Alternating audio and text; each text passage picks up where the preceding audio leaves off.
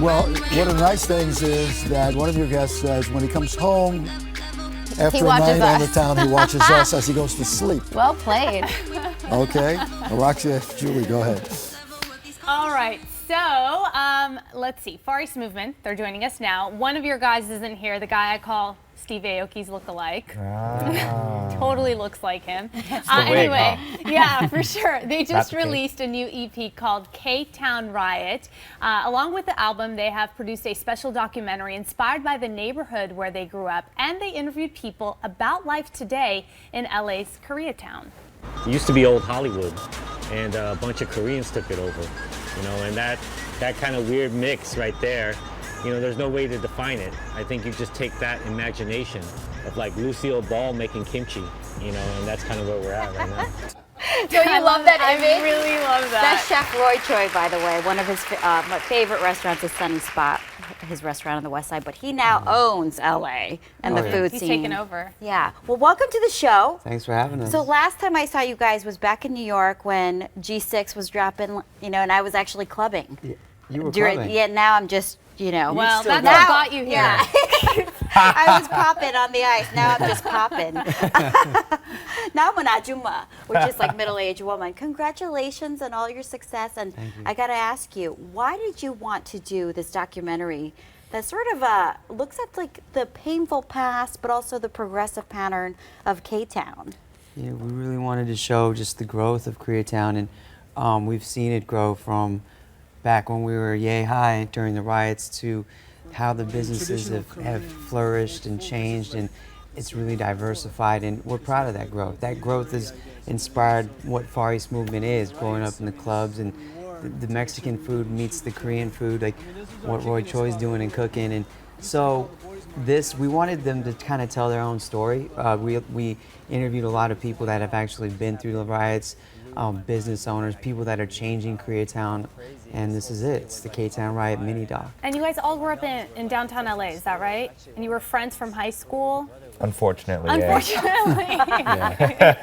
Well, that's exciting though. So you grew up as childhood friends and you're doing something you all love now. And I have to ask you, how do you keep up? I feel like they're partying for a living. You're partying nonstop, which is why you're probably wearing the shades. Absolutely. It's bloodshot and cross-eyed at the same time. We were mashing through LA traffic, missed the makeup, and had to just get right on camera. But yeah, I mean, we're always in the studio, always partying, always working. I mean, we're happy to be alive. What can we say, you know? And Korean people do not mess around. You go to K-Town at 2 in the morning, it's like, what, noon? Really? If there are people out, if the restaurant's open, you have bars to take me. open, yes, definitely will take you.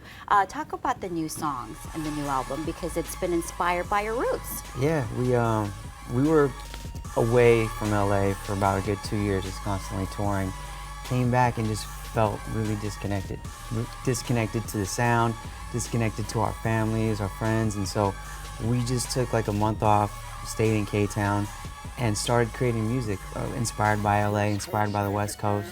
Woke up watching Good Day LA and just thinking, hey, really? This is the soundtrack to our perspectives and our lives growing up in LA. So that's K-Town Riot. I love it. Popping bottles on the ice. Okay. I can't. I gotta ask, have you been in a G6 these days? No. Still no. Are you Really? Still no. serious? This many years later. We're gonna tell you something we never told really anybody over the years. The music video for like a G6, obviously in the end there's an airplane. It's not a G6 one. It's also not our plane. It's borrowed from Enrique Iglesias. Oh, no way! Yeah. Oh, that's but we hilarious. never met him. It was like a favor from a favor from a favor, and we weren't allowed to go inside. So we had to trick the shot, open the walk. Yeah. You know Also, what? when you walked up, there's a big Ghetto ass fabulous EI. is the way to Yeah, go. right. The Koreans always find a We're way. gonna steal any shot we can. We shot it with our top secret camera. Is how we. I have to say, you know, I'm obviously biased because I'm Korean, but I am so proud of the progressive nature of our people, right? It's the 12th largest economy, but the country is the size of Indiana. And then I go to Koreatown here, and you see the hotel, the Line Hotel. It's just transforming the whole landscape, and I'm just so utterly proud, and I hope you guys are too. Well, thank you. Thank you for letting us tell our story. I have to ask you though, growing up in your culture, did you tell your parents this is what you wanted to do? You wanted to sing and be musicians. I feel as though they may have had other ideas for you. Not this guy. Well, yeah, pretty much. My parents are actually both musicians, so they definitely did not want me to be a musician at all because they knew how hard They were like, it was. oh, mana. Yeah, they're like, you're a disgrace. Go and be a doctor or something. Yeah. Are you still trying to be a lawyer? There's Never always too time. late. I watch a lot of Ally McBeal reruns. We never got to the Spam and Eggs KTown Music Festival, but it's all about good food and music, so I'll tweet that out. Okay, Sweet. excellent. Yeah, Thank you so much for coming in, you guys. Far East Movement's new EP is out now. For more details on everything about these guys, what they're up to, what they're doing, just go to our website, myfoxla.com.